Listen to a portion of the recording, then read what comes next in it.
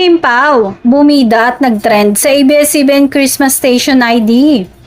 Love, joy, hope, sabay tayo ngayong Pasko. Nagpainit sa puso ng fans.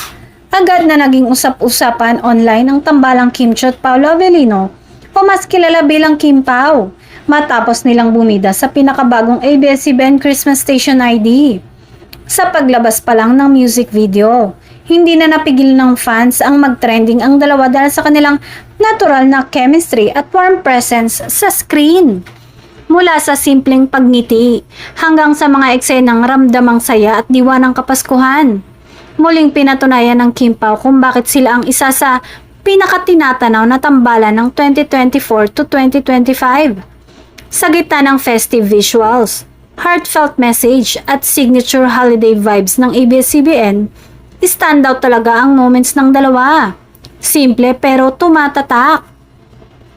Bukod sa mga bigating kapamilya stars tulad ni na Catherine Bernardo, Bini at iba pang ABS-CBN personalities, isa sa pinakanapansin at pinag-usapan ang paglabas ng Kim Pao. Maraming netizens ang nagkomento na tila may ibang glow ang dalawa at hindi may pagkakaila na consistent ng kanilang on-screen magic. Maging ang ilang fan accounts at entertainment pages ay naglabas ng clips ng Kim Pao scenes.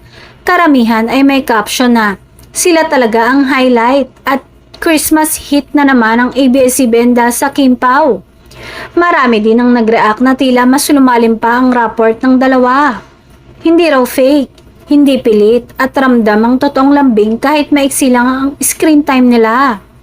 May ilan pang nagsabing sana raw ay may bagong proyekto ulit ang Kim Pao sa 2026 dahil sa sobrang lakas ng impact nila ngayon.